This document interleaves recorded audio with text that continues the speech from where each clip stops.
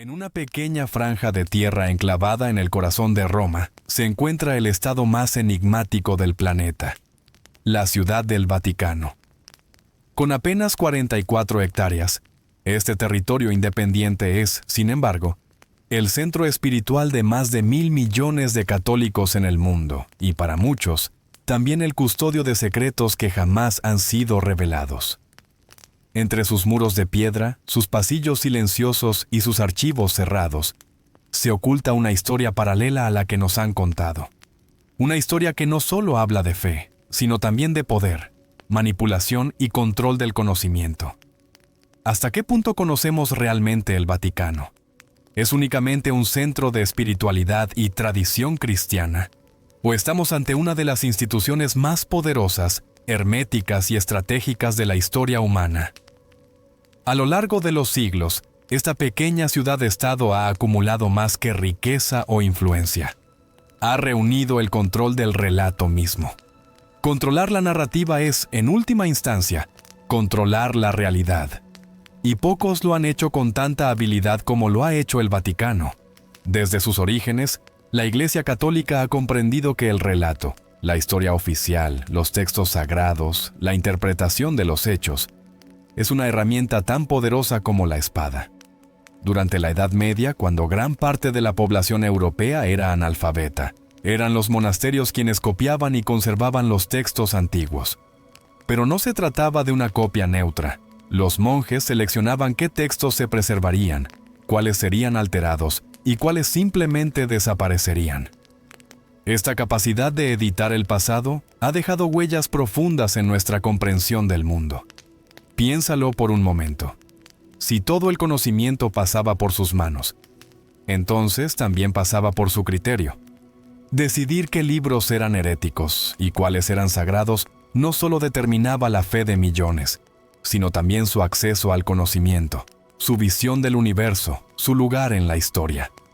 A medida que Europa avanzaba hacia la modernidad, el Vaticano supo mantenerse como el gran árbitro del saber, un filtro cuidadosamente mantenido. Pero el poder de esta institución no se limitó al campo espiritual o intelectual. A lo largo de los siglos, el Vaticano ha sido un actor político de primer orden. Ha bendecido guerras, coronado emperadores, mediado tratados entre naciones. Incluso hoy, con una diplomacia propia y una red de influencia global, su presencia va mucho más allá de lo religioso. Tiene su propio banco, su propio sistema de correos, su cuerpo militar, la famosa Guardia Suiza, y mantiene relaciones diplomáticas con más de 180 países. ¿Cuántos estados pueden presumir de tanto con tan poco territorio? Este doble rostro, el espiritual y el político, es fundamental para comprender por qué el Vaticano ha sido tan celoso de su privacidad. Cuanto más poder acumulas, más secretos necesitas guardar, y cuanto más tiempo pasa, más difícil se vuelve separar la verdad de la leyenda. La imagen pública del Vaticano es una combinación de solemnidad, neutralidad moral y trascendencia. Pero detrás de los rituales y las homilías, hay decisiones estratégicas, luchas internas, maniobras silenciosas. Una de las claves de este misterio reside en el Archivo Apostólico Vaticano, anteriormente conocido como Archivo Secreto Vaticano. Se estima que contiene más de 85 kilómetros lineales de documentos, muchos de ellos nunca vistos por ojos ajenos. Cartas, tratados, informes diplomáticos, manuscritos antiguos. Algunos tan antiguos como el siglo VIII, otros tan recientes como el pontificado de Juan Pablo II. ¿Qué hay ahí dentro? ¿Por qué no se permite el acceso libre a estos documentos, cuando podrían ser de enorme valor histórico, cultural y científico? Oficialmente, se argumenta que el archivo no es secreto en el sentido moderno de la palabra, sino privado, destinado únicamente al Papa y su administración. Pero lo cierto es que solo un número muy reducido de investigadores puede consultarlo bajo condiciones extremadamente estrictas y con acceso solo a documentos fechados antes de cierto año. ¿Qué contiene el resto? ¿Acuerdos con regímenes totalitarios? ¿Informes sobre abusos dentro de la Iglesia? ¿Textos teológicos que contradicen los dogmas actuales? Hay quienes afirman que entre esos documentos podría haber pruebas de contactos con civilizaciones antiguas desaparecidas, referencias a tecnologías perdidas, incluso evidencias de fenómenos que la Iglesia prefirió ocultar antes que debatir. Teorías arriesgadas, sí, pero alimentadas por siglos de secretismo institucional. Por supuesto, no todo es conspiración. Muchas veces, el simple control del relato se ejerce con fines pragmáticos: evitar escándalos, proteger la estabilidad interna, salvaguardar la autoridad moral de la institución. Pero incluso cuando las motivaciones son comprensibles, los efectos no dejan de ser problemáticos. Una organización que afirma representar la verdad absoluta debería, por principio, ser radicalmente transparente. Y sin embargo, el Vaticano ha hecho del secreto una parte esencial de su identidad. Controlar el conocimiento ha sido su mayor arma, pero también su mayor carga. Porque en la era de la información, el misterio ya no es garantía de autoridad, sino de sospecha. Cuanto más se oculta algo, más se desea conocerlo. Y cuanto más se posterga una verdad, más se erosiona la confianza en quienes la custodian. En esta serie, vamos a explorar una a una las capas de este laberinto milenario. No solo hablaremos de archivos y documentos, sino también de decisiones, silencios, contradicciones. Intentaremos reconstruir, con la mayor fidelidad posible, esa otra historia, la que no aparece en los catecismos ni en los discursos oficiales. Una historia escrita en mármol y sangre, en tinta y censura. Porque para entender lo que el Vaticano podría estar ocultando, primero hay que comprender cómo aprendió a hacerlo también. Y ese viaje apenas comienza. Para comenzar a desentrañar los secretos del Vaticano, debemos retroceder en el tiempo, a los años turbulentos tras la caída del Imperio Romano. Porque fue en ese caos de ruinas y reinos fragmentados donde la Iglesia Católica comenzó a construir su poder no solo espiritual, sino institucional. Mientras Roma ardía y Europa se fragmentaba en señores feudales y tribus, la Iglesia ofrecía algo que nadie más tenía: estructura, continuidad y un mensaje eterno. En una época de incertidumbre, eso era oro. Durante siglos, el Vaticano no fue el Vaticano. La autoridad papal se ejercía sin un territorio claramente definido, sin fronteras físicas ni soberanía legal. El Papa era, sobre todo, el obispo de Roma. Pero a medida que la Iglesia consolidaba su influencia sobre los pueblos, los monarcas y los pensadores, comenzó a forjarse un poder más concreto. La institución creció como una red: parroquias, monasterios, obispados, misiones. Y esa red no solo predicaba la fe, también recolectaba impuestos, dictaba normas morales, controlaba la educación y, en muchos casos, resolvía disputas legales. En paralelo, Roma, que una vez fue la capital de un imperio, pasó a convertirse en el corazón simbólico de una nueva autoridad. Ya no era el César quien mandaba, sino el Papa. Y aunque la Iglesia se decía heredera espiritual de Cristo, en la práctica se comportaba como heredera política de Roma.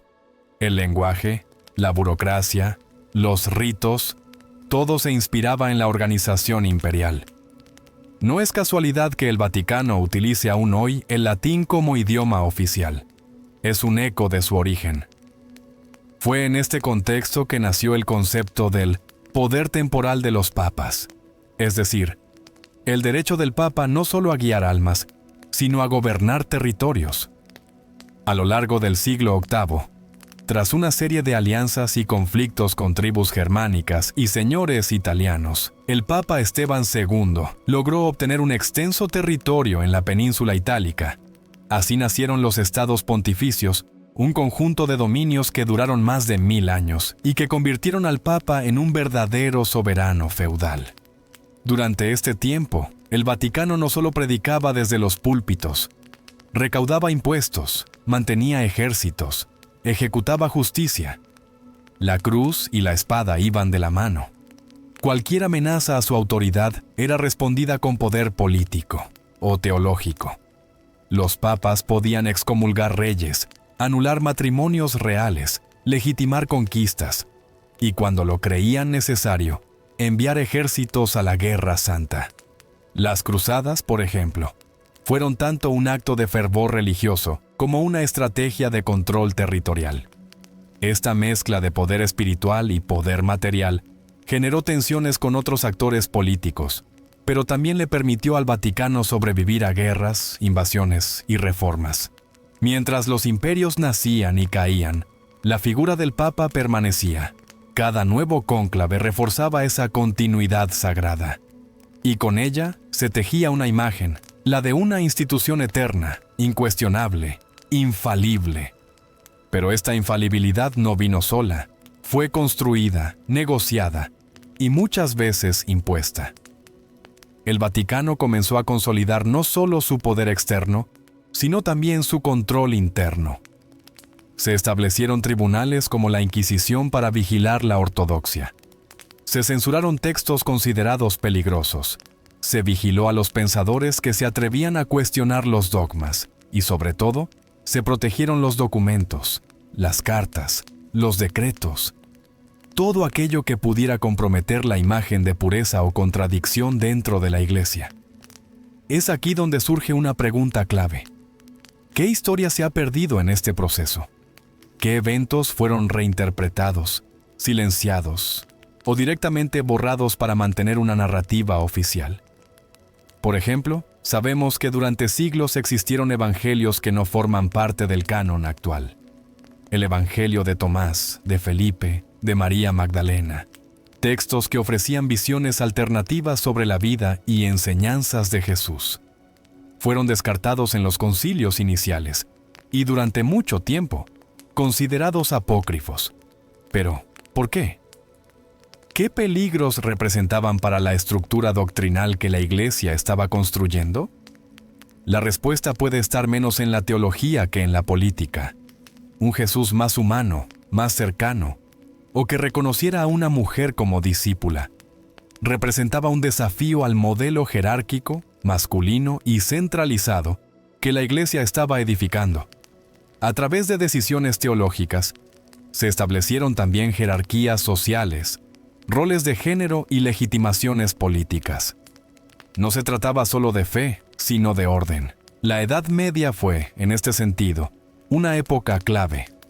Los monasterios no eran solo lugares de oración, sino centros de copia, edición y destrucción de textos. Muchos documentos antiguos, de origen pagano, egipcio, babilónico o incluso greco-romano, desaparecieron o fueron modificados. El conocimiento era cuidadosamente filtrado. Lo que no encajaba con la doctrina oficial simplemente no se transmitía. Y así, poco a poco, el Vaticano fue convirtiéndose no solo en la sede de una religión, sino en la guardia silenciosa de una historia alternativa. Una historia que tal vez no negaba del todo, pero que prefería no contar. Lo que queda es un mosaico incompleto, lleno de silencios, de huecos, de manuscritos que algún día existieron pero que ahora no están. ¿Dónde están? ¿En qué rincón de los archivos? ¿En qué estantería polvorienta? Comprender esta construcción del poder histórico del Vaticano es fundamental para todo lo que vendrá en esta serie, porque los secretos no aparecen de la nada. Se construyen, se justifican, se protegen. Y el primer paso para descubrirlos es entender el escenario donde fueron guardados. En el próximo episodio, nos adentraremos por primera vez en las entrañas del Archivo Apostólico Vaticano. Allí, entre códigos de seguridad, guardianes del saber y protocolos de acceso estrictos, se encuentra una de las colecciones documentales más grandes y misteriosas del mundo. ¿Qué se permite ver? ¿Qué se oculta? ¿Y por qué? El Archivo Apostólico Vaticano, antes conocido como el Archivo Secreto, es uno de los lugares más enigmáticos y custodiados del planeta. No es una biblioteca abierta al público, ni un museo. Es, más bien, un tesoro de documentos cuidadosamente seleccionados, clasificados y, en muchos casos, inaccesibles. Para algunos, se trata simplemente de una reserva natural del conocimiento eclesiástico. Para otros, es una cámara del silencio, donde se ocultan las piezas clave de una historia alternativa que nunca se nos permitió conocer. Oficialmente, el archivo contiene más de 85 kilómetros lineales de estanterías, con documentos que abarcan desde el siglo VIII hasta la actualidad.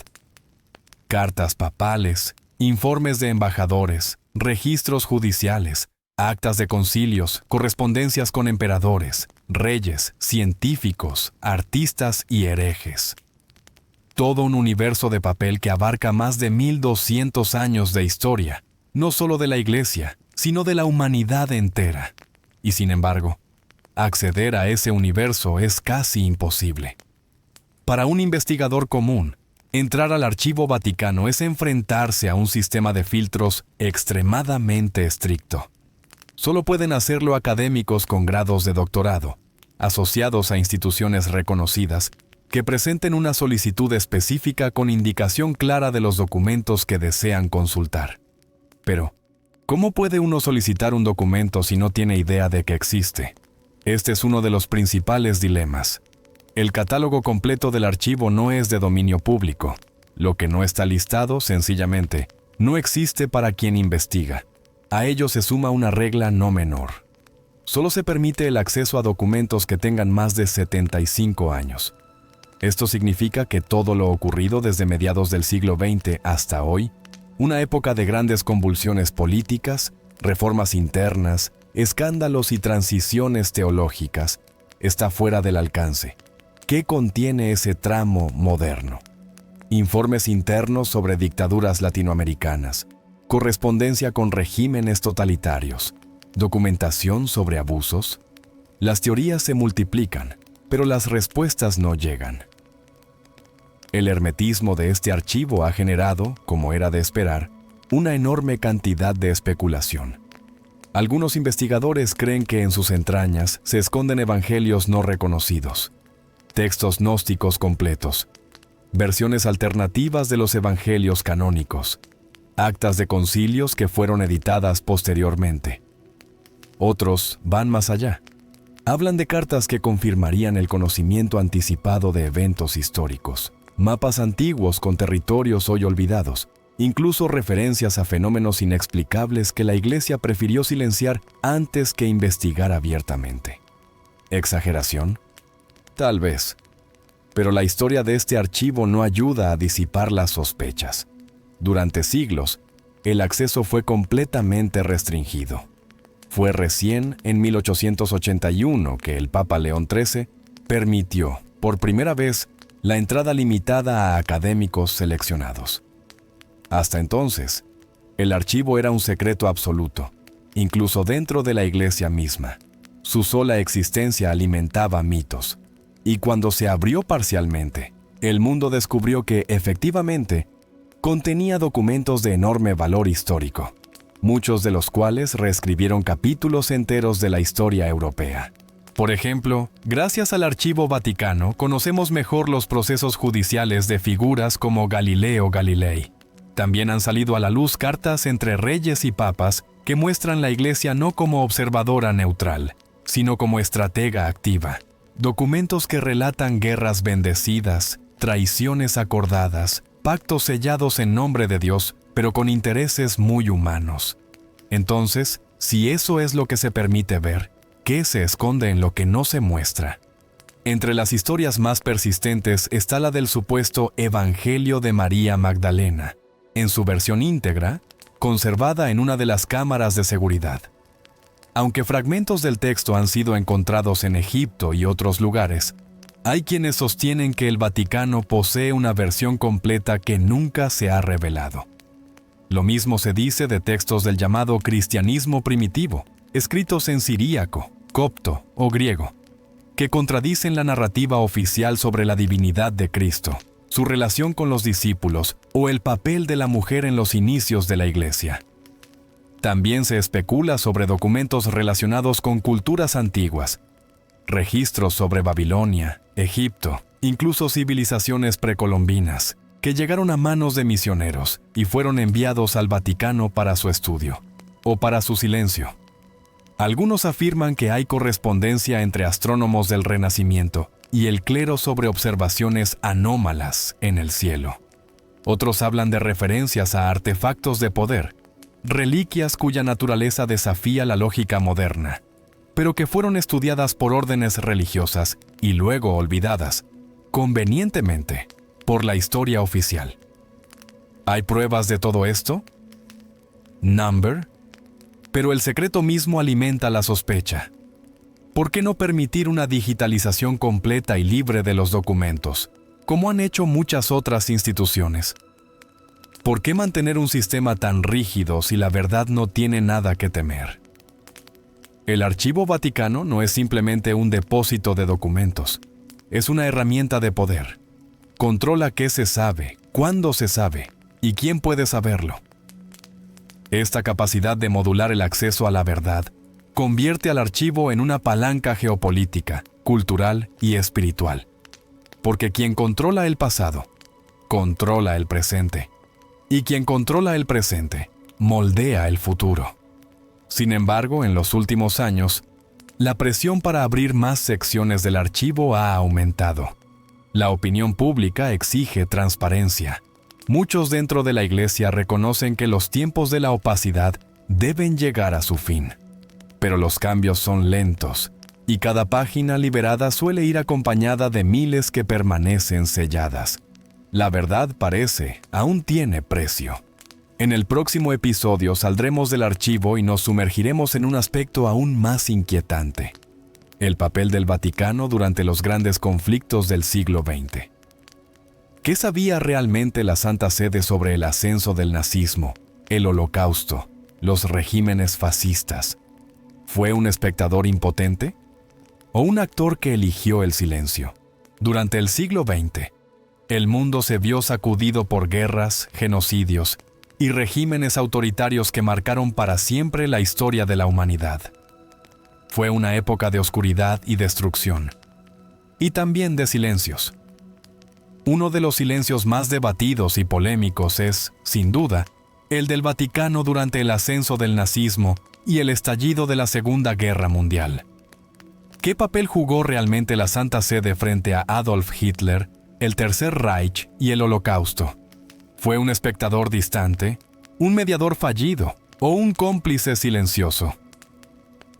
Para responder, hay que retroceder hasta los años previos a la guerra. En 1933, el Vaticano firmó un concordato con la Alemania nazi. Este acuerdo, impulsado por el entonces secretario de Estado Eugenio Pacelli, quien poco después se convertiría en el Papa Pío XII, garantizaba ciertos derechos de la Iglesia en Alemania, a cambio de no intervenir en la política del régimen. Este acto fue recibido con desconcierto por muchos, dado que Hitler ya había dejado claras sus tendencias totalitarias y antisemitas. El argumento oficial del Vaticano fue que el concordato pretendía proteger a los católicos en Alemania, pero en la práctica, desmovilizó a una parte importante de la oposición católica al nazismo. El régimen aprovechó ese gesto para legitimarse internacionalmente, mientras comenzaban a eliminar sistemáticamente a sus opositores internos. Cuando estalló la guerra, el Papa Pío XII adoptó una postura que él mismo definió como neutralidad activa. Mantuvo la diplomacia, ofreció oraciones por la paz y pidió humanidad. Pero nunca condenó explícitamente a Hitler, ni siquiera cuando comenzaron las deportaciones masivas de judíos, ni siquiera cuando se supo, sin lugar a dudas, que había campos de exterminio. Una de las preguntas más angustiantes para los historiadores es: ¿por qué ese silencio? ¿Fue miedo a represalias? ¿Un cálculo político? ¿O una indiferencia disfrazada de prudencia?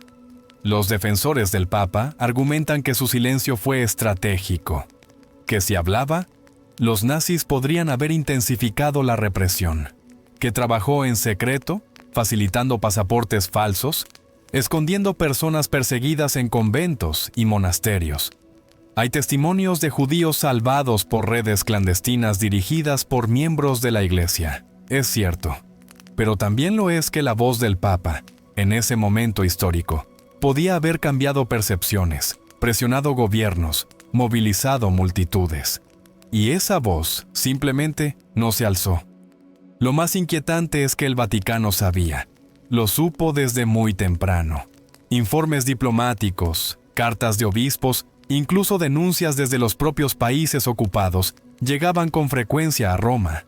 En 1942, cuando el mundo aún dudaba sobre la magnitud del genocidio, el Papa ya había recibido evidencia clara.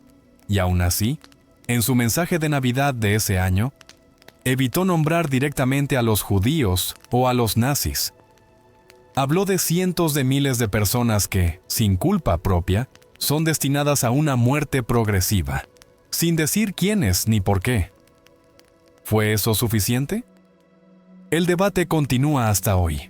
En 2020, el Vaticano anunció que abriría los archivos del pontificado de Pío XII para que los historiadores pudieran examinarlo con libertad. Fue una decisión histórica, largamente esperada, pero también reveladora. ¿Por qué tardar más de 75 años en permitir ese acceso? ¿Qué se temía encontrar? ¿O qué se necesitaba tiempo para editar? Desde entonces, algunos documentos han salido a la luz. Revelan una iglesia que sabía más de lo que admitía, que mantenía contacto constante con diplomáticos nazis, que priorizaba la protección de sus propios intereses sobre la denuncia pública del horror. Se han encontrado cartas de prelados pidiendo al Papa actuar y respuestas evasivas. También informes detallados sobre deportaciones, ejecuciones y la desesperación de comunidades enteras que rogaban ayuda y no la obtenían. En Roma, durante la ocupación alemana de 1943, miles de judíos fueron arrestados y deportados bajo las narices del Vaticano. Algunos monasterios los escondieron, sí, pero la jerarquía eclesiástica no organizó una respuesta institucional. Se ha debatido mucho sobre si el Papa al menos intentó mediar con los nazis para frenar esas redadas. Los documentos hasta ahora encontrados no muestran una acción decidida. Pero el silencio no solo fue hacia el nazismo, también lo fue hacia otros regímenes autoritarios que en su lucha contra el comunismo fueron considerados males menores. En España, durante la dictadura de Franco, el Vaticano mantuvo una estrecha relación. En América Latina, hubo silencio frente a las dictaduras militares. La lucha contra el comunismo parecía justificar alianzas con actores profundamente violentos. En este contexto, cabe preguntarse, ¿cuánto de ese silencio fue doctrinal y cuánto fue político? ¿Cuándo la Iglesia dejó de ser profética para volverse diplomática? ¿Dónde se trazó la línea entre la prudencia y la complicidad? A partir de estos hechos, algunos investigadores han comenzado a hablar del Vaticano no solo como una institución religiosa, sino como un actor geopolítico. Un actor con intereses, alianzas, secretos, un actor que administra no solo la fe, sino también la información, que selecciona qué parte de la historia contar y cuál dejar en la penumbra, porque el problema no es solo lo que el Vaticano hizo o no hizo. El problema es también lo que aún hoy no sabemos. ¿Qué documentos permanecen clasificados? ¿Qué conversaciones nunca fueron transcriptas? ¿Qué decisiones fueron tomadas en nombre de la prudencia, pero selladas con el miedo? Y si esa fue la actitud frente a uno de los genocidios más grandes de la historia moderna, ¿cómo ha sido en otros casos? ¿Qué otras verdades han quedado enterradas bajo la diplomacia del silencio? En la próxima entrega, dejaremos las guerras y los archivos diplomáticos para adentrarnos en una dimensión aún más enigmática: los secretos esotéricos y simbólicos del Vaticano. ¿Qué significan realmente los símbolos que adornan la Basílica de San Pedro? ¿Qué se oculta en los rituales antiguos? ¿Es la religión solo liturgia o también poder simbólico? Cuando se contempla la magnificencia de la Basílica de San Pedro en Roma, no solo se admira una obra maestra del arte y la arquitectura, también se está frente a un compendio simbólico cargado de significados ocultos, rituales antiguos y mensajes velados. El Vaticano, más allá de su función religiosa, es un centro donde la fe se entrelaza con el poder, y donde el lenguaje de los símbolos habla en un código que pocos comprenden, y muchos ignoran. Desde la cúpula diseñada por Miguel Ángel hasta los pisos, altares y frescos, cada elemento tiene una intención más allá de lo meramente decorativo. Pero, ¿qué esconden realmente estos símbolos? ¿Son simples expresiones artísticas o forman parte de un sistema de conocimiento esotérico que la Iglesia preserva celosamente? Históricamente, la Iglesia Católica ha utilizado el simbolismo para comunicar ideas complejas y doctrinas sagradas a una población mayormente analfabeta, pero también, en ocasiones, para ocultar información o preservar saberes que podrían resultar peligrosos si se difundieran abiertamente. Algunos estudiosos sostienen que en el Vaticano se resguarda una tradición oculta, un conocimiento hermético heredado de antiguas religiones paganas y mezclado con la doctrina cristiana. Uno de los símbolos más discutidos es el uso recurrente del ojo que todo lo ve, representado dentro de un triángulo radiante, presente en muchos rincones del Vaticano.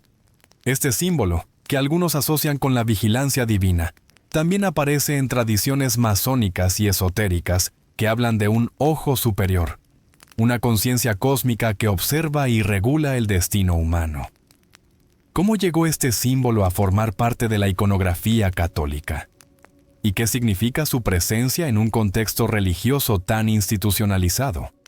Del mismo modo, la iconografía de ciertos frescos y esculturas contiene figuras mitológicas o referencias a cultos paganos, como la adoración al sol, la serpiente o la paloma. El sol, por ejemplo, es recurrente y se asocia a la luz divina, pero también fue central en cultos solares milenarios, como el de Mitra, que tuvo considerable influencia en los primeros siglos del cristianismo. ¿Acaso el cristianismo absorbió y adaptó elementos de estas religiones antiguas? Y si es así, ¿qué se ha ocultado para preservar una narrativa pura y unificada? Otra práctica fascinante son los rituales de iniciación y las ceremonias secretas que se llevan a cabo en ciertas áreas del Vaticano, accesibles solo para una élite selecta del clero. Estos rituales, lejos de la liturgia pública, son en ocasiones descritos en documentos y testimonios como eventos cargados de simbolismo, donde la iluminación espiritual se mezcla con el poder institucional. En ellos se usan vestimentas específicas, gestos codificados y palabras en latín que remiten a tradiciones antiguas y enseñanzas esotéricas. Este vínculo con el esoterismo ha alimentado teorías conspirativas durante siglos. Se ha sugerido que el Vaticano protege una biblioteca oculta donde se guardan textos prohibidos, desde grimorios hasta manuscritos de alquimia, que revelan secretos sobre el universo, la vida y la muerte. Algunos incluso hablan de un archivo oscuro, paralelo al archivo secreto, reservado a los más altos jerarcas y custodiado con celo extremo. Entre los símbolos más controvertidos está la cruz invertida, a menudo vista como un símbolo satánico o anticristiano. Sin embargo, en ciertos contextos dentro del Vaticano, aparece como un signo de humildad y de referencia a San Pedro, quien, según la tradición, fue crucificado cabeza abajo. Este ejemplo demuestra cómo la interpretación de los símbolos puede variar enormemente según quién la haga y con qué intención. ¿Es posible entonces que el Vaticano opere en dos niveles? Uno público, abierto a millones de fieles en todo el mundo, y otro secreto, reservado a una casta interna, que maneja códigos, rituales y saberes ocultos. Esta idea cobra fuerza si consideramos la historia de sociedades secretas dentro y fuera de la Iglesia, como los jesuitas, la Orden de Malta o incluso la relación con la masonería. Mientras oficialmente la Iglesia ha condenado la masonería, algunos documentos históricos muestran que en ciertos momentos hubo intercambios y hasta influencias mutuas en el terreno simbólico y ritualístico. El manejo del poder simbólico no es solo cuestión de estética o devoción. El símbolo es una herramienta de control social y psicológico, capaz de moldear creencias, conductas y estructuras de autoridad. El Vaticano, al ser el epicentro del catolicismo mundial, Posee un arsenal simbólico que trasciende lo religioso y penetra en la cultura, la política y el arte. La observación atenta de los símbolos, las esculturas y las pinturas revela patrones que no son meramente aleatorios. Las alineaciones astronómicas, las proporciones matemáticas como la divina proporción o número áureo y la incorporación de números cabalísticos forman parte de un diseño que invita a una lectura mucho más profunda. Por ejemplo, la planta de la Basílica de San Pedro no es casual. Su forma se asemeja a una cruz latina, pero también está relacionada con el simbolismo del hombre y el cosmos, siguiendo tradiciones que se remontan a la antigüedad clásica. ¿Es solo arte o una forma de conectar a los fieles con una visión del universo que está más allá de lo visible? Estos secretos simbólicos, junto con los documentos ocultos y los archivos controlados, forman parte de una estrategia milenaria para preservar el poder y el conocimiento. La narrativa oficial, cuidadosamente construida, es solo una capa superficial. Debajo, se encuentran capas profundas que revelan la complejidad de una institución que ha sabido adaptarse, sobrevivir y mantener su influencia en el mundo a través de los siglos. Nos quedan muchas preguntas por responder. ¿Qué otros símbolos esperan ser descubiertos?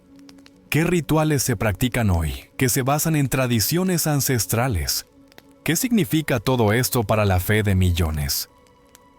En el próximo capítulo, exploraremos la historia de los papas y sus roles más allá de la religión, como líderes políticos, espías y en ocasiones como piezas clave en conspiraciones globales. ¿Qué secretos esconden sus vidas y sus decisiones? ¿Cómo influyeron realmente en el curso de la historia? A lo largo de los siglos, los papas no han sido solo figuras religiosas. Han sido monarcas, diplomáticos, estrategas e incluso espías. En la historia del Vaticano, el poder papal ha oscilado entre la santidad y la política. Y en muchos casos, esas dos dimensiones se entrelazan de manera inseparable. Pero, ¿qué secretos ocultan realmente los papas? ¿Qué papel jugaron detrás de escenas en eventos que cambiaron el destino del mundo? Durante la Edad Media, el Papa era uno de los monarcas más poderosos de Europa, no solo en términos espirituales, sino también territoriales. El Estado Pontificio controlaba vastas regiones y poseía ejércitos. Muchos papas se involucraron directamente en guerras y alianzas políticas, usando la religión como una herramienta para consolidar su poder. Este poder, lejos de ser solo simbólico, se manifestó en decisiones que afectaron reinos enteros, tronos y naciones. Pero no solo fue en la Edad Media. Incluso en tiempos más recientes, el Vaticano ha sido un jugador clave en la política global. En los siglos XIX y XX, los papas tuvieron que navegar entre la amenaza del nacionalismo, la pérdida de territorios y el auge de ideologías que ponían en cuestión la autoridad religiosa, como el comunismo y el liberalismo. Muchos pontífices utilizaron la diplomacia secreta y las redes de inteligencia para proteger sus intereses. Un ejemplo claro es la figura de Eugenio Pacelli, que antes de ser Papa Pío XII fue nuncio en Alemania y luego secretario de Estado del Vaticano. Se dice que su red de espionaje y contactos diplomáticos era tan extensa que recibía informes confidenciales de gobiernos y servicios secretos de todo el mundo. Su conocimiento privilegiado de las realidades políticas influyó decisivamente en sus decisiones durante la Segunda Guerra Mundial. Además, existen relatos y documentos que sugieren que algunos papas participaron en conspiraciones para derrocar o apoyar a ciertos gobernantes. En la época del Renacimiento, familias papales como los Borgia están rodeadas de leyendas de intrigas, asesinatos y manipulaciones para mantener y ampliar su influencia. Aunque muchos detalles están envueltos en la mitología popular, hay evidencia de que la lucha por el poder dentro del Vaticano era tan feroz como en cualquier corte secular. En tiempos modernos, el Vaticano ha desarrollado una sofisticada red de inteligencia conocida como el Servicio de Información Vaticano, o SIS. Esta red ha colaborado en misiones diplomáticas secretas y ha jugado un rol discreto en conflictos internacionales. Algunos estudios señalan que el Vaticano ha sido intermediario en negociaciones clandestinas, como en el caso del fin de la dictadura en Chile o la caída del comunismo en Europa del Este. Otra dimensión oculta es la influencia directa que algunos papas tuvieron sobre eventos históricos de gran calado.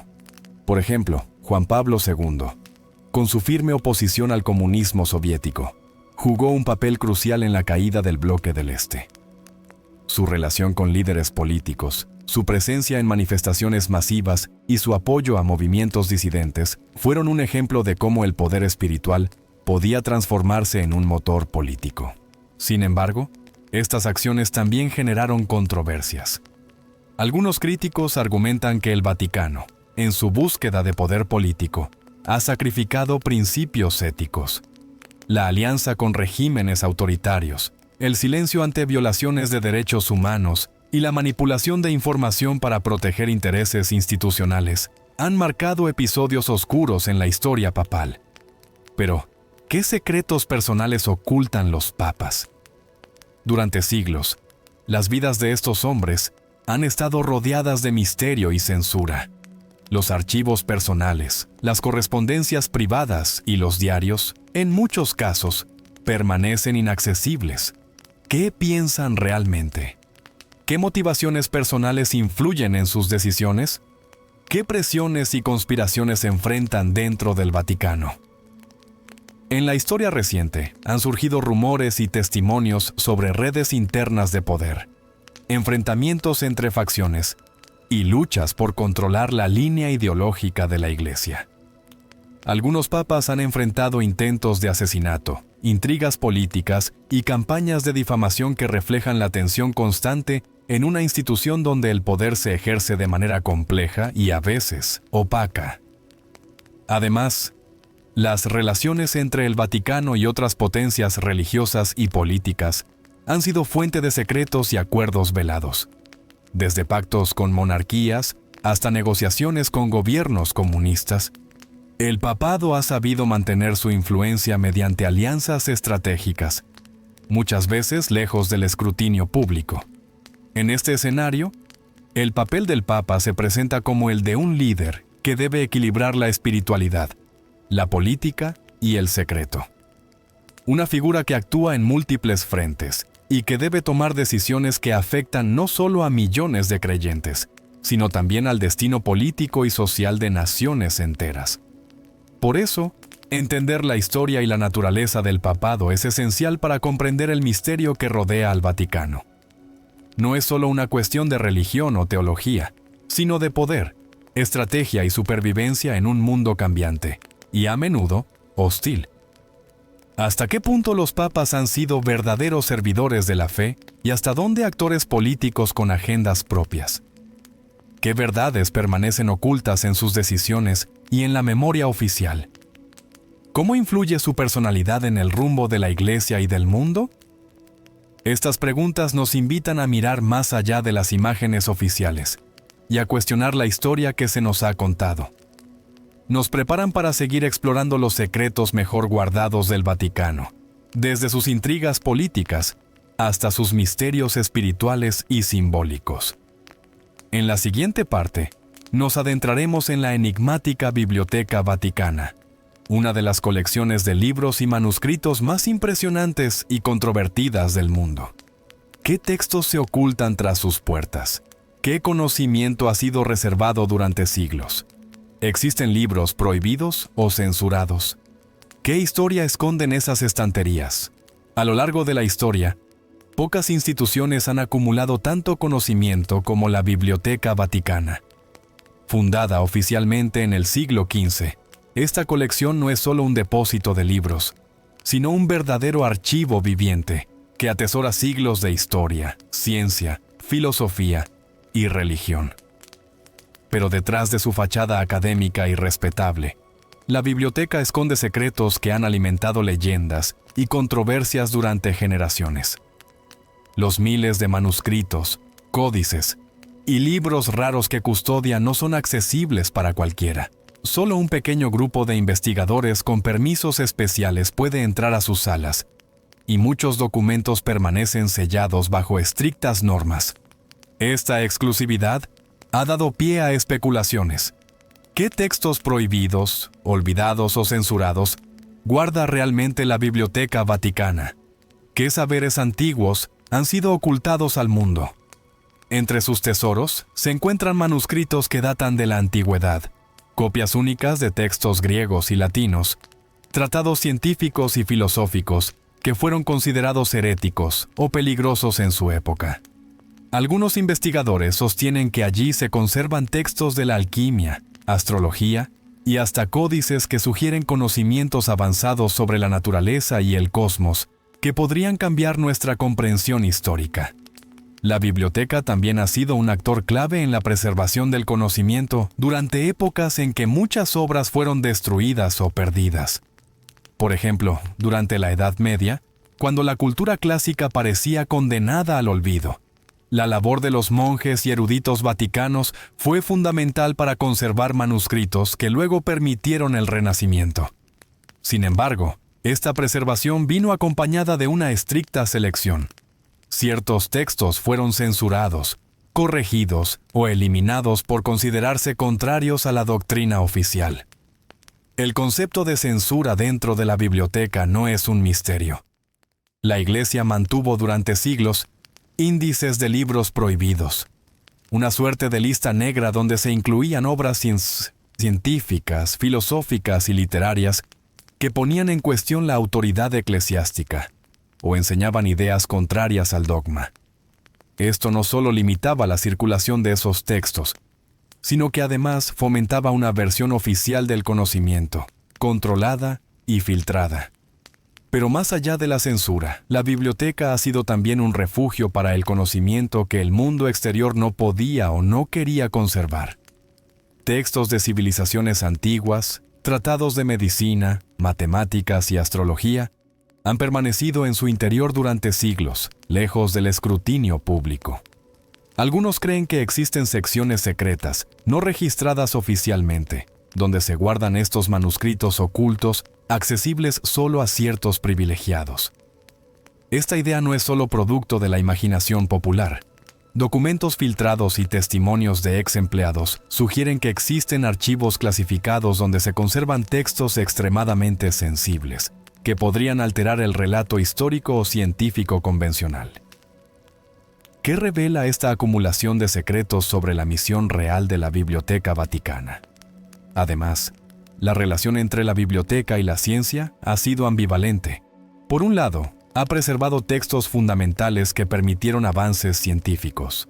Por otro, se ha opuesto a ciertas ideas revolucionarias, como la teoría heliocéntrica o la evolución, hasta bien entrados los siglos XIX y XX. Esta dualidad refleja la tensión entre la búsqueda del conocimiento y la defensa del poder religioso.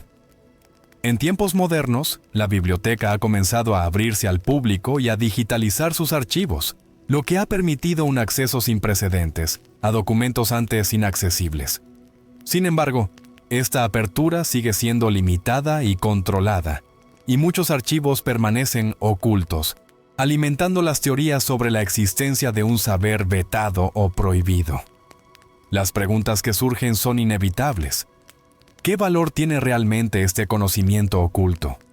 ¿Por qué ha sido necesario mantenerlo en secreto? ¿Acaso la preservación y la censura son dos caras de una misma moneda para controlar la verdad histórica y espiritual? En esta búsqueda, también encontramos historias fascinantes de manuscritos desaparecidos o robados, textos que supuestamente revelaban secretos sobre la naturaleza divina, la humanidad o el cosmos, y que nunca volvieron a ser vistos. La desaparición de ciertos documentos alimenta la idea de que hay fuerzas poderosas interesadas en silenciar verdades incómodas. Por último, no podemos olvidar el papel de la Biblioteca Vaticana en el contexto de otras grandes bibliotecas del mundo, y su influencia en la cultura occidental. Su conocimiento, velado y protegido, ha moldeado las bases de la educación, la filosofía y la ciencia durante siglos, pero también ha sido instrumento para consolidar el poder religioso y político. Mientras nos preguntamos qué secretos esconde realmente la Biblioteca Vaticana, queda claro que su historia es también la historia de una lucha por el control del conocimiento y la verdad. En el próximo capítulo exploraremos cómo el Vaticano ha influido en la ciencia y la medicina a lo largo de la historia, y cómo algunas ideas revolucionarias fueron reprimidas o censuradas por esta institución. A lo largo de los siglos, la relación entre el Vaticano y la ciencia ha sido compleja, a menudo contradictoria, marcada por momentos de apoyo y momentos de censura. Para comprender los secretos que el Vaticano podría estar ocultando, es fundamental analizar cómo esta institución ha influido en el desarrollo científico y médico, y cómo ha intervenido para limitar o permitir ciertos avances. En la Edad Media, el Vaticano se erigió no solo como una autoridad religiosa, sino también como guardián del conocimiento. En sus monasterios y universidades, se preservaron y estudiaron textos clásicos de Aristóteles, Galeno y otros pensadores que sentaron las bases de la medicina, la astronomía y la filosofía natural. Sin embargo, este conocimiento estaba siempre supeditado a la interpretación dogmática y a la defensa de una cosmovisión centrada en la divinidad. Un caso paradigmático es el de Galileo Galilei. En el siglo XVII, Galileo apoyó la teoría heliocéntrica de Copérnico, que afirmaba que la Tierra gira alrededor del Sol, contradiciendo la visión geocéntrica aceptada por la Iglesia. Su juicio y condena por herejía no solo simbolizan el choque entre ciencia y religión, sino también la resistencia institucional a aceptar ideas que podían socavar el control doctrinal. Pero esta no fue una excepción aislada. Durante siglos, ideas científicas que cuestionaban la visión oficial fueron desacreditadas, censuradas o perseguidas. Médicos e investigadores que proponían tratamientos innovadores o teorías no alineadas con la doctrina enfrentaron el rechazo y a veces la persecución. Sin embargo, no todo fue oposición. El Vaticano también fomentó la medicina y la ciencia en algunos momentos, patrocinando estudios y contribuyendo a la fundación de hospitales y centros de investigación. Algunos papas mostraron interés en avances científicos y médicos, reconociendo su valor para la humanidad. La medicina vaticana, ligada a la tradición y a la ética religiosa, ha tenido un papel destacado en el cuidado de enfermos y en el desarrollo de ciertos tratamientos. Pero en paralelo, la Iglesia ha defendido posiciones conservadoras sobre temas como la reproducción, el control natal o la genética, marcando límites éticos que todavía hoy generan debate. Un ejemplo de esta tensión es el tratamiento reservado a ciertas terapias alternativas o prácticas médicas no convencionales, que a menudo han sido vistas con sospecha por instituciones religiosas. En algunos casos, se alega que conocimientos ancestrales, curas naturales o incluso textos de medicina antigua fueron suprimidos para evitar desafíos al paradigma oficial. La historia del Vaticano y la ciencia también está salpicada de misterios y secretos. Se dice que en sus archivos se conservan documentos relacionados con investigaciones médicas y científicas adelantadas a su tiempo que no fueron divulgadas públicamente. ¿Qué revelan estos textos sobre los límites del conocimiento permitido? Además, la influencia vaticana en la censura científica no se limitó a la Edad Media. En la modernidad, el Vaticano mantuvo una vigilancia constante sobre las ideas científicas emergentes, ejerciendo presión para que ciertos descubrimientos no socavaran la fe o la moral establecida. Esta resistencia ha tenido consecuencias importantes en la historia del conocimiento. La demora en aceptar teorías científicas, la censura de ciertos libros y la persecución de científicos retrasaron el progreso en campos cruciales y limitaron el acceso libre a la verdad. No obstante, en las últimas décadas, el Vaticano ha dado señales de apertura. Papas como Juan Pablo II reconocieron errores históricos en el trato a científicos como Galileo y promovieron un diálogo más constructivo entre fe y ciencia.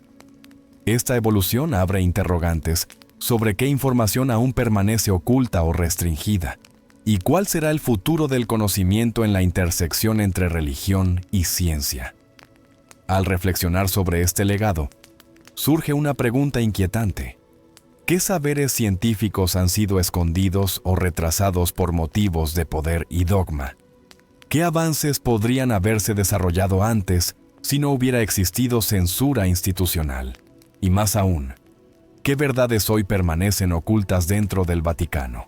La respuesta no es sencilla, y para descubrirla debemos continuar explorando otros ámbitos donde el Vaticano ha dejado su huella secreta: la influencia en la política global, las redes de espionaje y las conexiones con sociedades secretas que han moldeado la historia desde las sombras. En el siguiente capítulo, nos adentraremos en esas redes ocultas, examinando cómo el Vaticano ha participado en maniobras políticas y espionaje, y qué implicaciones tienen estos secretos para entender su verdadero poder. A simple vista, el Vaticano es un estado pequeño, de apenas 44 hectáreas, cuyo poder parece concentrarse en lo espiritual. Sin embargo, su influencia en el tablero político mundial ha sido profunda, persistente y, en muchos casos, cuidadosamente disimulada. ¿Cómo un estado tan reducido ha logrado mantener vínculos con los gobiernos más poderosos del mundo? ¿Qué redes invisibles de influencia y espionaje ha tejido a lo largo de los siglos? Para entender esta dimensión oculta, hay que comenzar por reconocer que el Vaticano no es solo un centro religioso, sino también una potencia diplomática. Posee una de las redes diplomáticas más extensas del planeta, con embajadas, llamadas nunciaturas apostólicas, en más de 180 países. Esta presencia no solo le otorga un asiento en las mesas de negociación más relevantes del mundo, sino también acceso privilegiado a información sensible. Históricamente, los papas han actuado como mediadores entre naciones, consejeros de reyes y estrategas en tiempos de guerra. Durante la Edad Media, el Vaticano influía directamente en las decisiones de los monarcas europeos, llegando incluso a excomulgar reyes para forzarlos a obedecer sus dictados. Pero esta influencia no terminó con el declive de las monarquías. En el siglo XX, el papel del Vaticano se volvió más sutil, pero no menos poderoso. Durante la Segunda Guerra Mundial, el Vaticano mantuvo una posición ambigua. Aunque oficialmente declaró su neutralidad, se ha documentado que tuvo contacto con ambos bandos, proporcionando asistencia secreta a ciertos grupos y encubriendo redes de fuga para altos mandos nazis tras la guerra, a través de lo que se conoce como las rutas de las ratas. Estas rutas, según diversos historiadores y documentos desclasificados, habrían permitido que criminales de guerra del Tercer Reich escaparan hacia América Latina, especialmente Argentina y Brasil. ¿Fue esto un intento del Vaticano por preservar una red ideológica aliada o una operación de conveniencia geopolítica más amplia? Hasta hoy, muchas preguntas siguen sin respuesta. En tiempos más recientes, se ha sugerido que el Vaticano ha jugado un rol activo en la Guerra Fría. Juan Pablo II, por ejemplo, es considerado una figura clave en la caída del bloque soviético. Su apoyo al movimiento sindical Solidaridad en Polonia no solo fortaleció la resistencia contra el comunismo, sino que consolidó su imagen como un actor geopolítico de peso.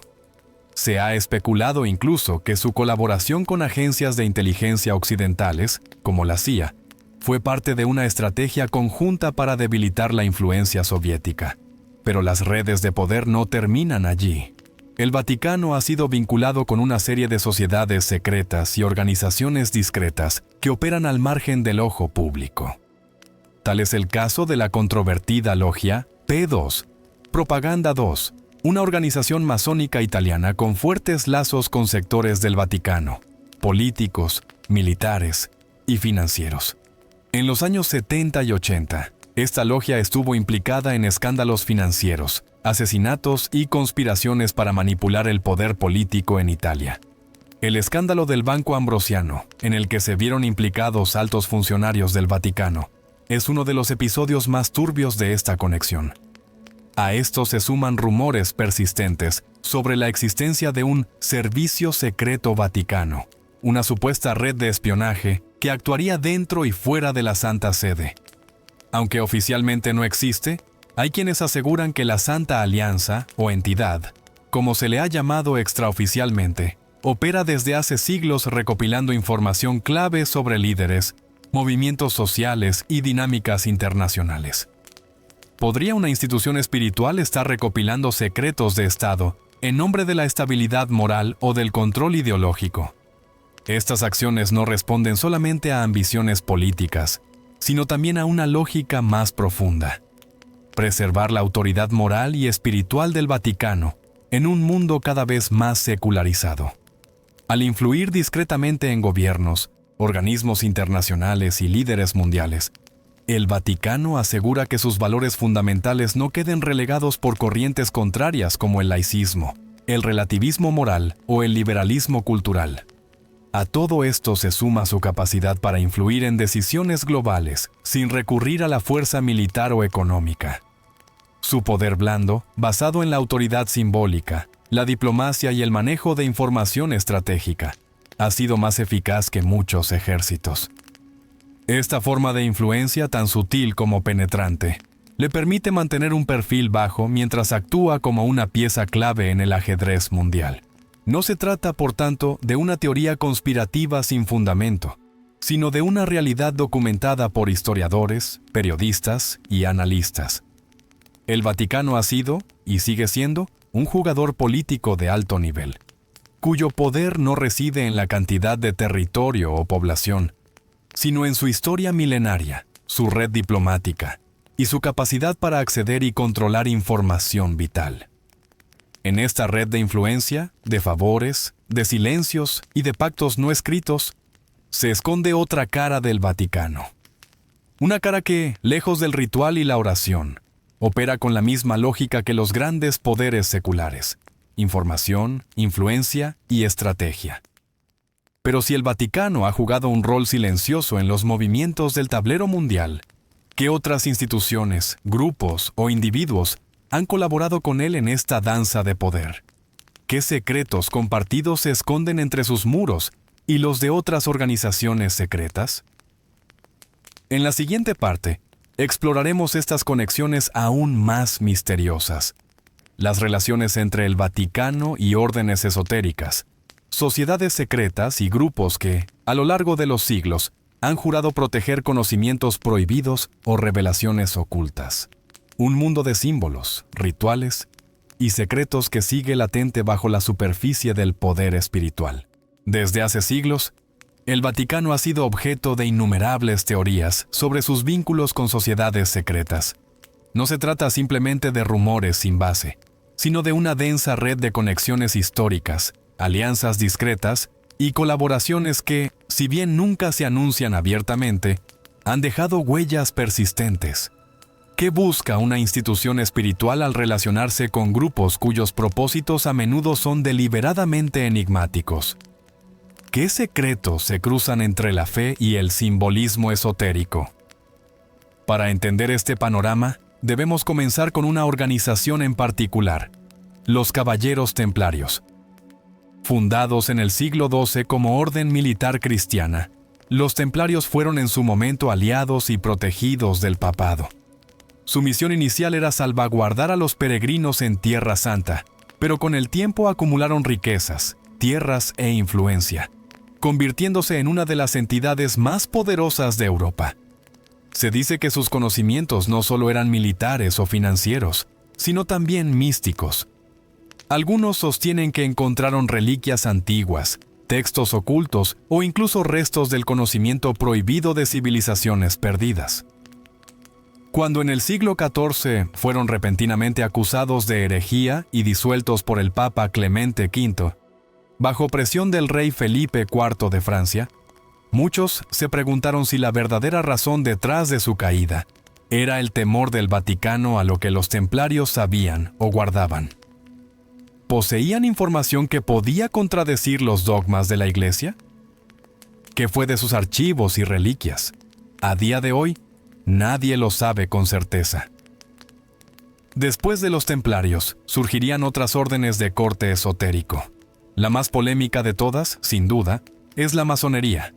Aunque el Vaticano ha condenado en múltiples ocasiones a la masonería como incompatible con la fe católica, principalmente por su carácter secreto, su visión del hombre y su relativismo religioso. Diversos investigadores han señalado que, en ciertos periodos históricos, hubo contactos discretos entre altos funcionarios vaticanos y miembros de logias influyentes. ¿Fue un intento de controlar desde dentro a un posible enemigo ideológico? ¿O acaso existió una cooperación tácita en función de intereses comunes, como el freno al comunismo o el mantenimiento de ciertas estructuras sociales? El caso de la logia P2, Propaganda 2, ya mencionada anteriormente, arroja aún más dudas. Esta logia masónica clandestina contaba con miembros en el Vaticano, la política italiana, los servicios de inteligencia y el sector bancario. Se vio envuelta en escándalos financieros, conspiraciones e incluso muertes sospechosas. Uno de los casos más notorios fue el de Roberto Calvi, apodado el Banquero de Dios, cuyo cuerpo apareció colgado bajo un puente en Londres. Las conexiones de Calvi con el Vaticano, la P2 y el crimen organizado apuntan a una red mucho más compleja y oscura de lo que se pensaba. Más allá de la masonería, otras organizaciones de carácter simbólico o esotérico han sido relacionadas con el Vaticano, al menos indirectamente. La Orden de Malta, por ejemplo, una antigua orden religiosa y militar, tiene estatus diplomático propio, emite pasaportes y mantiene relaciones con más de 100 países. Aunque es formalmente leal al Papa, su autonomía y su historial de actividades discretas han hecho que muchos la vean como un actor independiente dentro del juego geopolítico.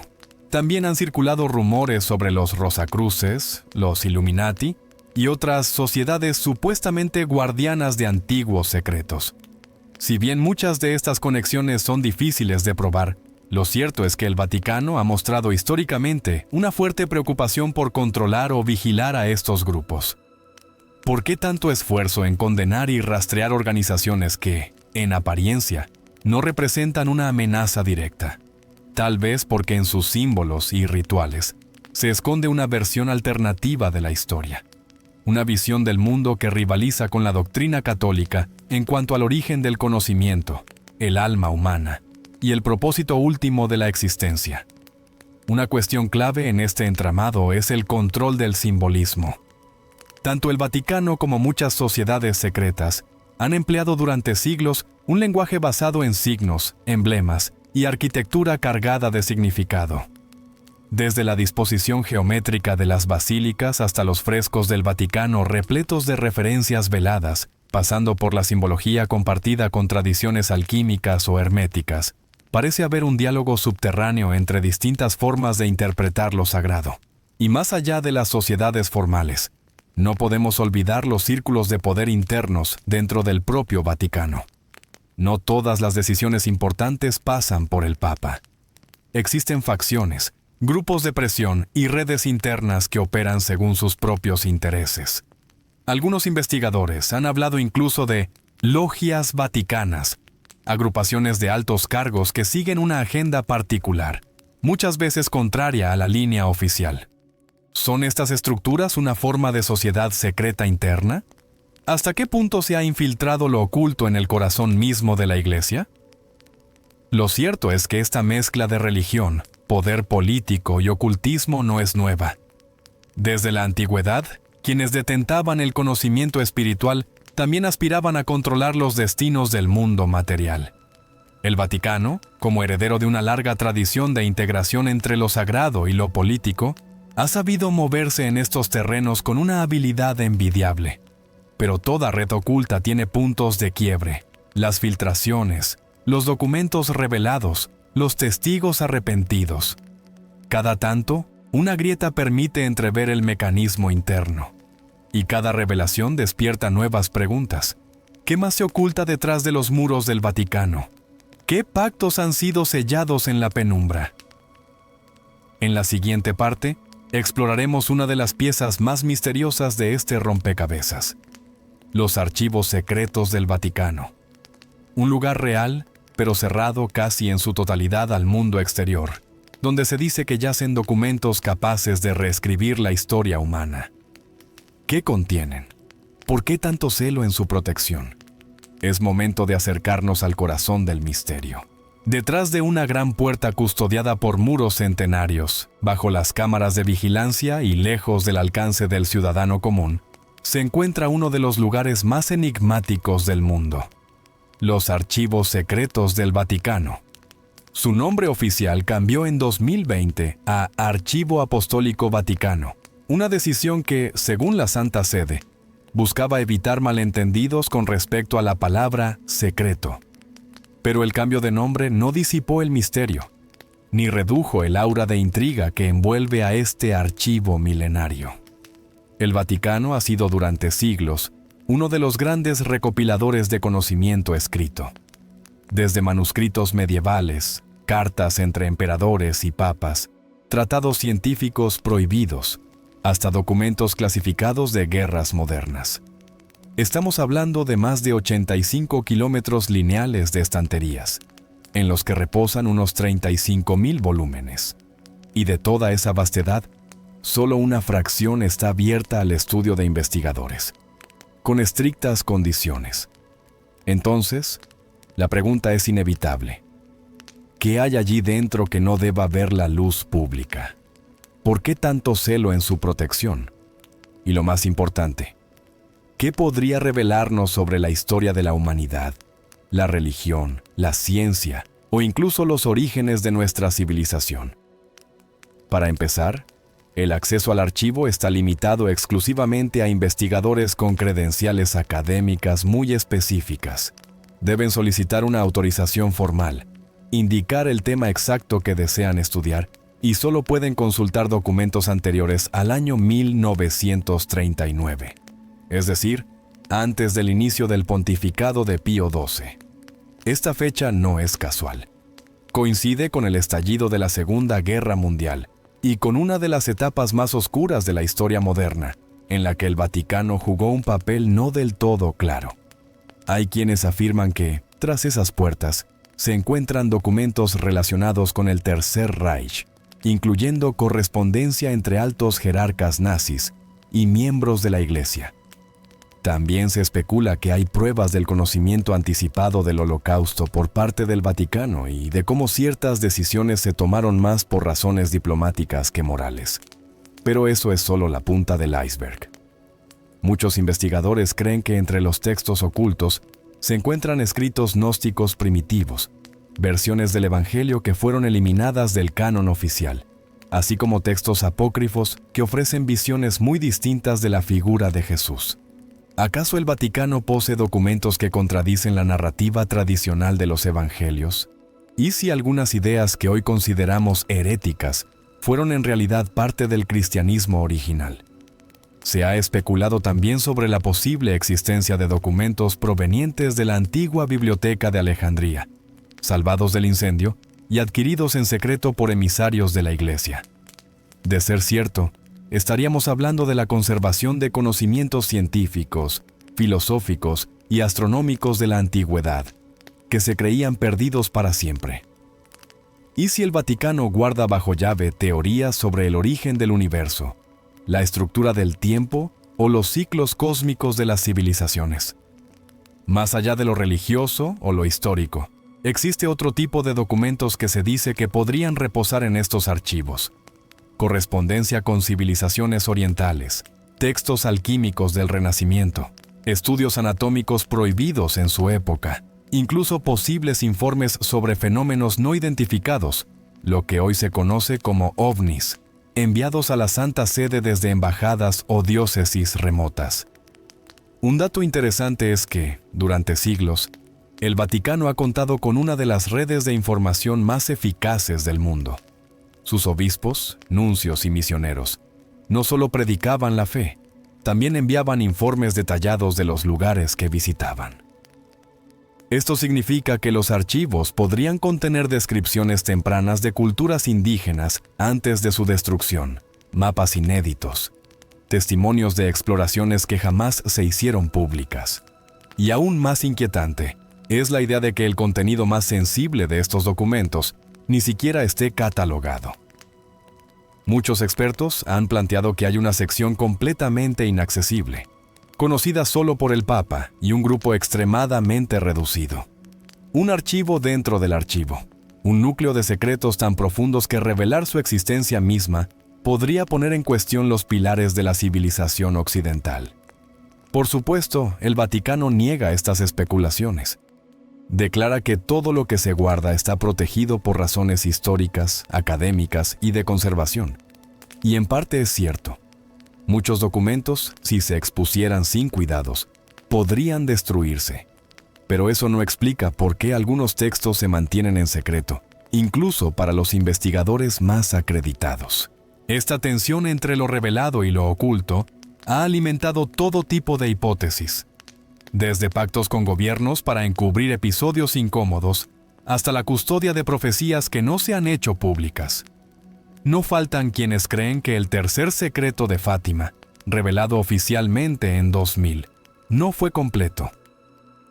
Algunos afirman que la versión oficial omitió aspectos catastróficos o apocalípticos que habrían sido demasiado perturbadores para los fieles. Y sin embargo, pese a las dudas, el Vaticano sigue firme en su silencio. No hay filtraciones, no hay denuncias internas, no hay desclasificaciones masivas como en otros gobiernos. Lo que permanece oculto por decisión consciente y estratégica. Pero, ¿a qué precio? ¿Qué pasaría si esos documentos salieran a la luz? ¿Cambiaría nuestra visión del cristianismo, de la historia, de la humanidad? En la siguiente parte viajaremos desde el archivo hacia el futuro. Analizaremos profecías, visiones y predicciones atribuidas al Vaticano. Porque si algo ha obsesionado a la Santa Sede desde su nacimiento, es el tiempo. ¿El pasado? Sí, pero también el porvenir. Un porvenir que podría estar ya escrito, y que tal vez algunos conocen, pero pocos se atreven a revelar. A lo largo de su historia, el Vaticano no solo ha custodiado el pasado, también ha mirado con atención hacia el futuro. Entre sus muros se han transmitido, interpretado y, en algunos casos, ocultado profecías que describen no solo el destino de la Iglesia, sino el del mundo entero. ¿Por qué tanto interés en el porvenir? ¿Qué miedos o certezas se han intentado controlar mediante estas visiones del mañana? Una de las profecías más conocidas y polémicas es la de Fátima. En 1917, 3 niños pastores afirmaron haber visto a la Virgen María en Cova da Iria, Portugal. Según los testimonios, la Virgen les habría revelado 3 secretos. Los 2 primeros fueron publicados con relativa rapidez. El primero hablaba de una visión del infierno, el segundo, de la Segunda Guerra Mundial, y la necesidad de consagrar Rusia al Inmaculado Corazón de María. Pero el tercer secreto permaneció oculto durante más de 8 décadas. No fue hasta el año 2000 que el Vaticano publicó lo que presentó como el tercer secreto de Fátima, una visión simbólica que mostraba a un obispo vestido de blanco siendo asesinado, junto con otros religiosos, en una ciudad en ruinas. El Papa Juan Pablo II lo interpretó como una profecía del atentado que sufrió en 1981. Sin embargo, muchos investigadores y fieles quedaron insatisfechos. La hermana Lucía, una de las videntes, había dado a entender en cartas anteriores que el tercer secreto contenía palabras de la Virgen que no se revelaron en la versión oficial. ¿Se trataba acaso de una advertencia catastrófica sobre el futuro del mundo? ¿Un anuncio del colapso moral dentro de la Iglesia? Otros rumores apuntan a que el contenido real del tercer secreto hablaba de una apostasía generalizada dentro del Vaticano, de un tiempo en que las estructuras de la Iglesia serían ocupadas por fuerzas contrarias al cristianismo. Una traición desde dentro. Esta hipótesis fue alimentada por declaraciones de altos prelados como el arzobispo Carlo María Viganò, quien ha denunciado públicamente una iglesia paralela, operando dentro de la Santa Sede. Pero Fátima no es la única profecía ligada al Vaticano. Otra visión inquietante es la atribuida a San Malaquías, un arzobispo irlandés del siglo XII. Según se dice, escribió una lista profética de todos los papas que gobernarían desde su tiempo hasta el fin de los días. Cada uno fue descrito con una frase simbólica, que supuestamente se ajusta a los pontificados conocidos. El último en la lista sería el Papa Pedro el Romano, quien guiaría a la Iglesia durante una gran tribulación, tras la cual la ciudad de las 7 colinas sería destruida, y vendría el juez terrible. Curiosamente, el Papa actual, Francisco, no figura directamente en la lista de Malaquías, lo que ha llevado a especular que es el último antes del final, o que su pontificado es el inicio de una era de crisis terminal. A esto se suma el hecho inédito de que su predecesor, Benedicto XVI, no murió en funciones, sino que renunció, algo que no ocurría desde hacía más de 600 años. Para algunos, este evento marcó un quiebre profético, una señal de que algo fuera de lo común se había activado en el curso de la historia eclesiástica. Más allá de estas profecías individuales, hay quienes aseguran que el Vaticano posee un archivo de visiones privadas, sueños proféticos, revelaciones de santos y místicos que nunca han sido publicados. Algunos apuntan al contenido no revelado de las apariciones marianas en lugares como Garabandal, España, o Medjugorje, Bosnia, donde se afirma que la Virgen entregó mensajes concretos sobre eventos futuros, advertencias para la humanidad y señales del inminente aviso o castigo divino. Incluso existe la teoría de que astrónomos del Vaticano han recibido información sobre eventos astronómicos inminentes con implicaciones para la Tierra, desde tormentas solares masivas hasta alineaciones cósmicas que marcarían un punto de inflexión espiritual o geopolítico. De hecho, el Observatorio Vaticano, uno de los más antiguos del mundo, sigue funcionando con tecnología avanzada en Arizona, lejos de los muros de Roma, lo cual ha despertado más de una sospecha. El interés del Vaticano por el tiempo futuro no se limita al plano espiritual. También se ha manifestado en su manejo estratégico del poder. A través de los siglos, la Santa Sede ha cultivado una red de información casi profética. Informes políticos, señales sociales, tendencias culturales. Todo ha sido observado con detenimiento para anticiparse a los cambios. ¿Acaso algunas decisiones doctrinales fueron tomadas no por inspiración divina, sino por cálculos de supervivencia institucional? Y no olvidemos el papel de ciertas congregaciones religiosas dedicadas al estudio de las profecías.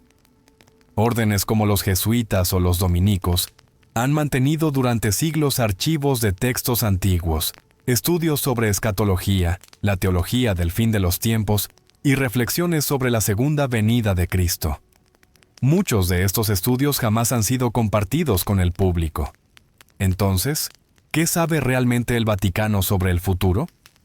¿Es posible que tenga en sus manos advertencias concretas sobre eventos próximos, pero que decide ocultarlas para evitar el caos? ¿O simplemente considera que el mundo no está preparado para enfrentar ciertas verdades?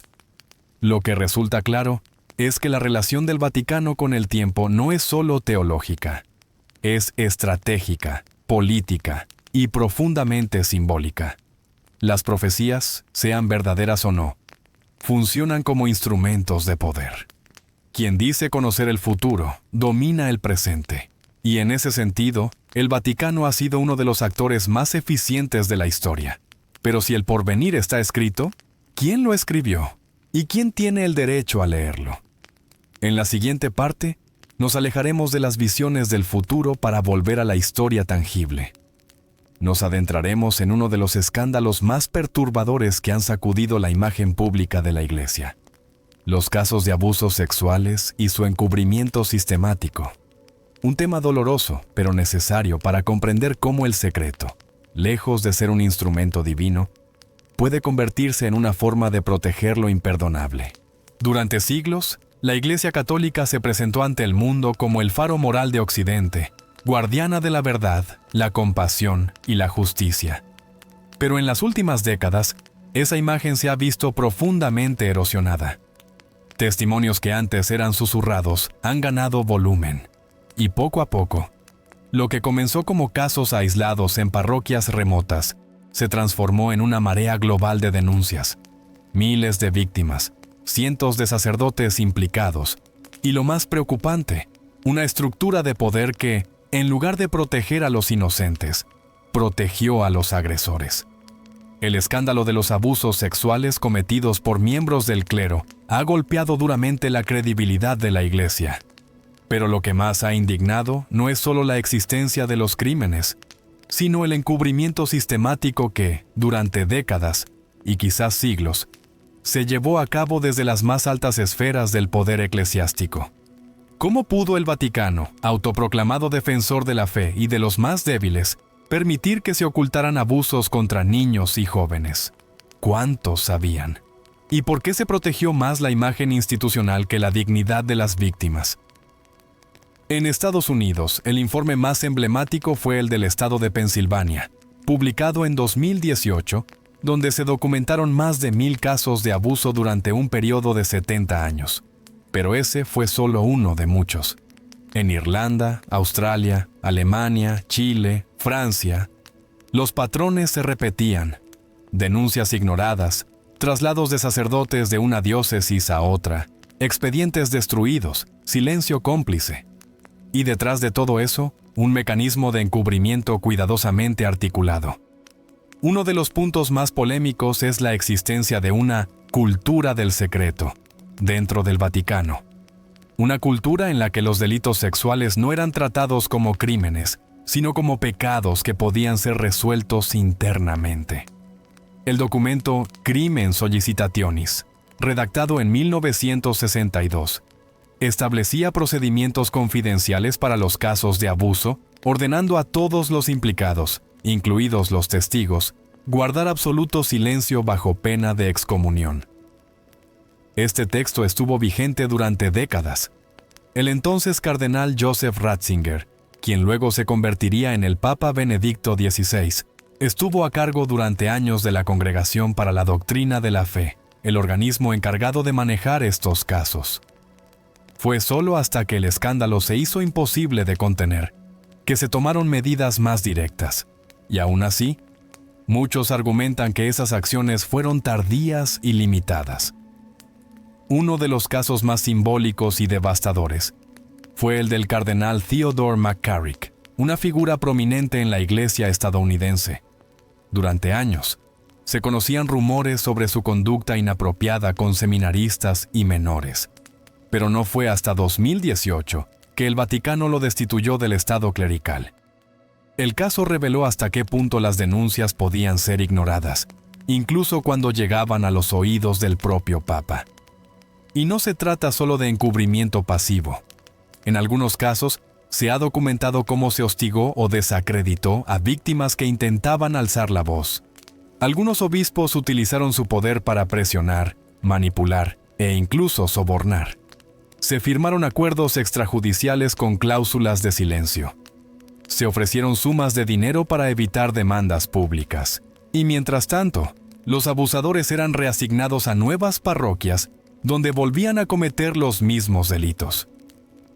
Esta red de complicidades generó un clima de impunidad que no solo afectó a las víctimas, sino que corrompió el tejido moral de toda la institución.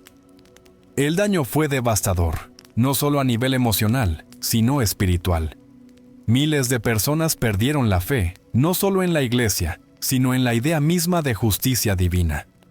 El Papa Francisco, desde su elección en 2013, ha tomado algunas medidas importantes. Ha creado comisiones para la protección de menores. Ha reformado el derecho canónico para facilitar la expulsión de clérigos abusadores. E incluso ha pedido perdón públicamente. Pero muchos consideran que no es suficiente. Aún hay resistencia interna. Aún hay nombres que no han sido revelados. Aún hay documentos que siguen bajo llave en los archivos del Vaticano. Y es aquí donde volvemos al corazón de esta serie, el secreto.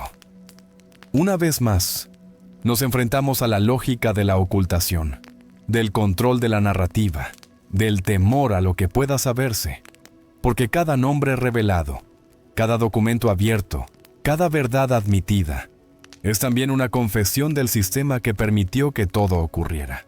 ¿Es el silencio una estrategia de contención o una forma de complicidad? ¿Qué otros nombres, casos o pruebas siguen ocultas. ¿Y qué consecuencias tendría para la Iglesia si se conociera todo el alcance real de los abusos? Más aún, existe una estructura paralela, una Iglesia en la sombra, que opera dentro del Vaticano para proteger no solo a los agresores, sino también intereses económicos, políticos y geoestratégicos. En la siguiente parte, profundizaremos precisamente en esto, en el Vaticano como actor político, en sus alianzas silenciosas, en sus operaciones diplomáticas secretas y en el poder que ejerce más allá de lo espiritual. Porque si el pecado se encubre, ¿qué otras verdades se manipulan? Y si el silencio es capaz de proteger al criminal, ¿qué dice eso de la estructura misma que lo permite? Cuando pensamos en el Vaticano, es común imaginarlo como un pequeño estado espiritual, centrado en la fe, la tradición y el cuidado del alma.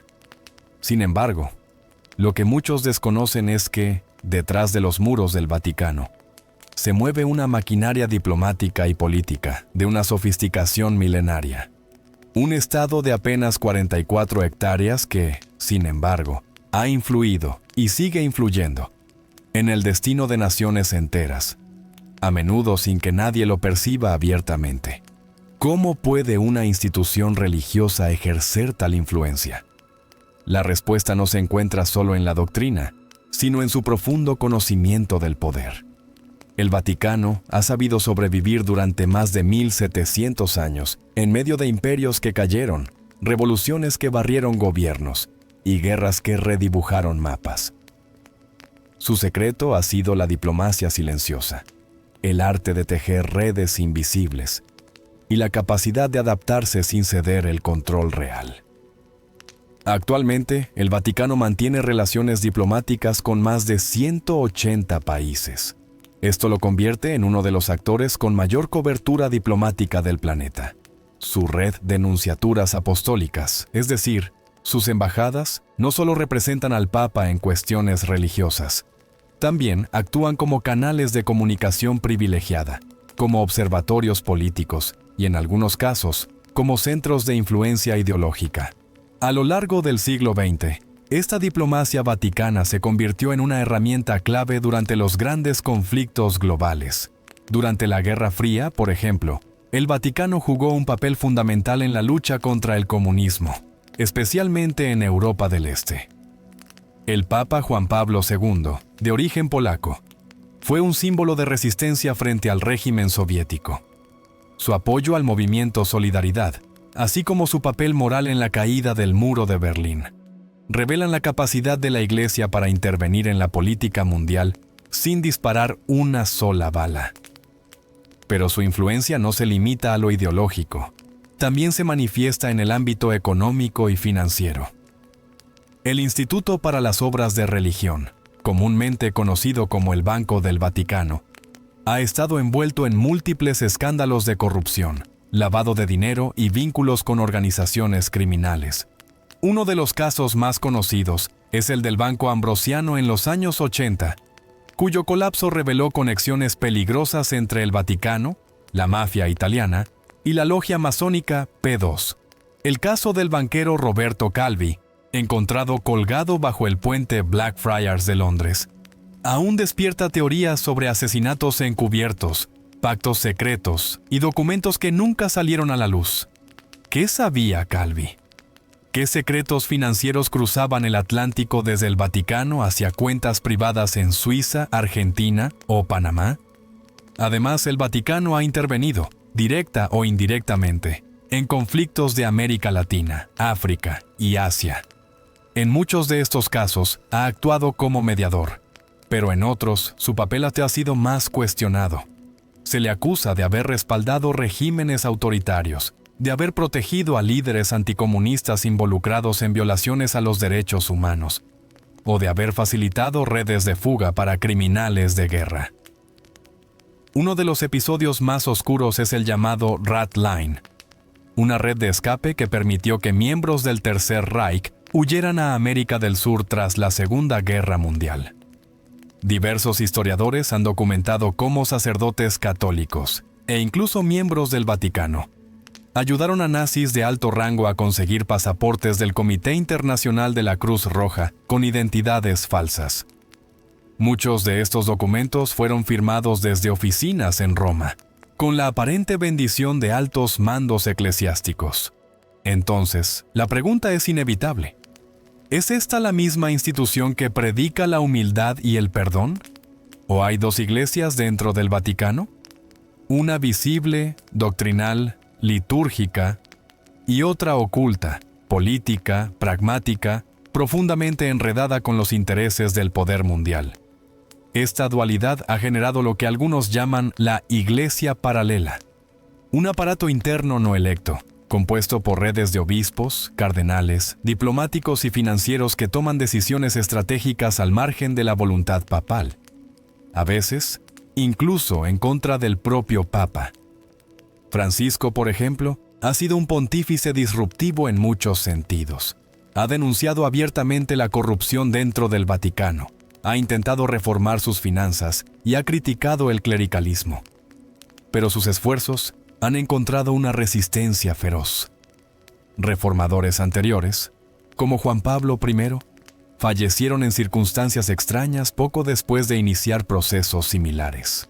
Es posible que el Vaticano, en lugar de ser una sola entidad cohesiva, sea un campo de batalla silencioso entre facciones enfrentadas. ¿Una lucha entre la visión espiritual y la maquinaria del poder secular? Lo cierto es que, en este momento, el Vaticano se encuentra en una encrucijada.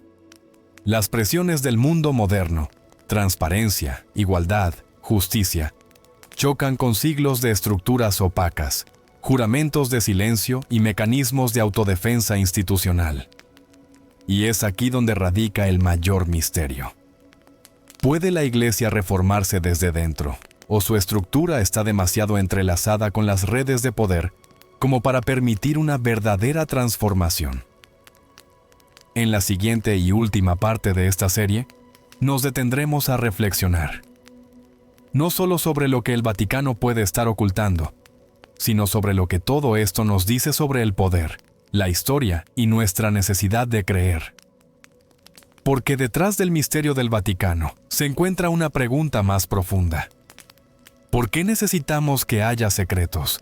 Desde las catacumbas del Imperio Romano hasta los pasillos dorados del Palacio Apostólico. El Vaticano ha sido más que un símbolo religioso. Ha sido una fortaleza del poder, una biblioteca del conocimiento perdido, una maquinaria diplomática y, para muchos, un velo tras el cual se esconden verdades incómodas. A lo largo de esta travesía de 15 partes, hemos descubierto piezas de un rompecabezas que rara vez se nos presenta completo. Cada episodio reveló no solo hechos históricos, sino también omisiones, contradicciones y una constante: la tensión entre el ideal espiritual y el ejercicio real del poder. Comenzamos desentrañando los mitos más comunes sobre el Vaticano.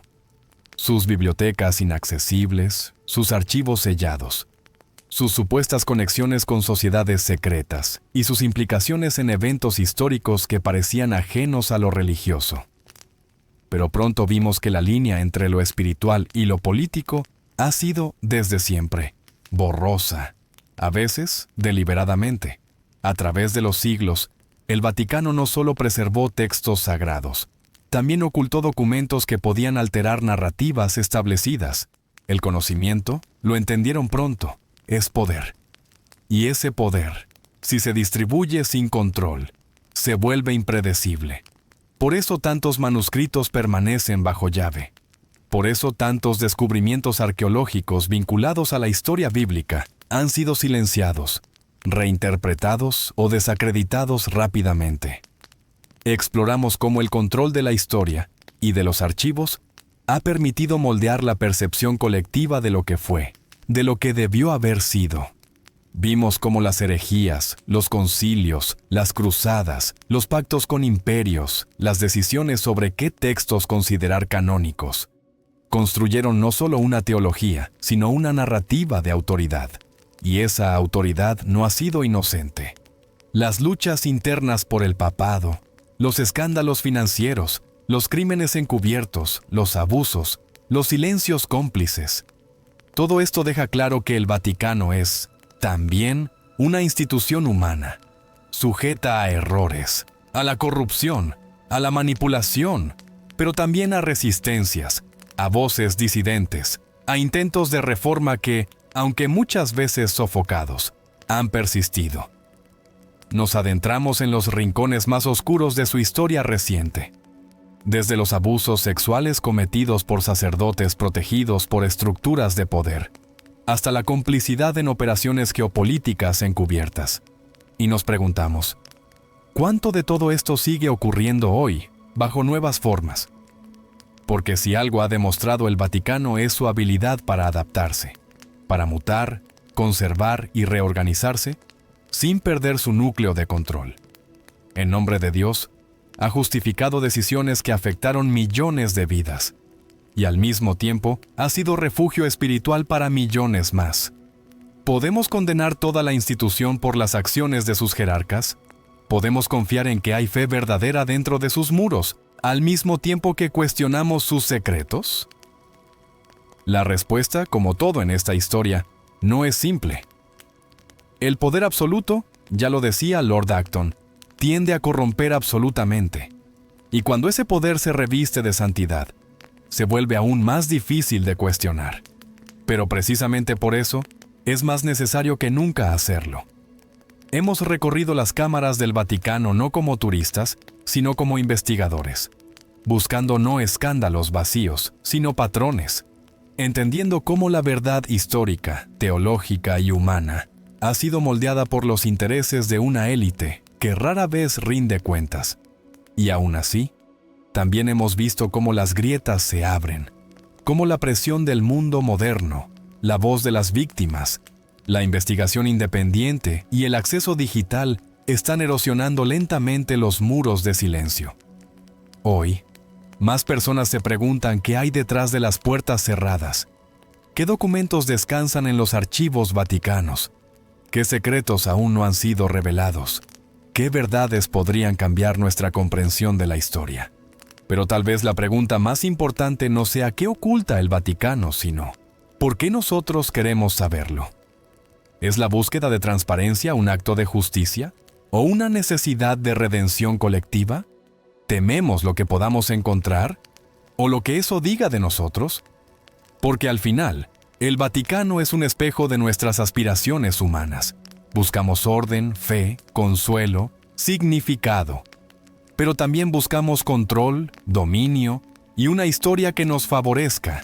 Y esas dos fuerzas, la espiritual y la mundana, coexisten en una tensión permanente. Quizás no se trata de derribar muros, sino de aprender a mirar con mayor profundidad. De asumir que la verdad, como el alma, no es algo que se posee, sino algo que se busca constantemente, a veces con luz, otras en la oscuridad. Y mientras haya preguntas, habrá quienes busquen respuestas, aunque esas respuestas incomoden, aunque esas respuestas sean rechazadas. El Vaticano seguirá allí, majestuoso, silente, pero también vulnerable, porque el mayor enemigo de un secreto no es la revelación, es el tiempo, y ese, al final, siempre habla.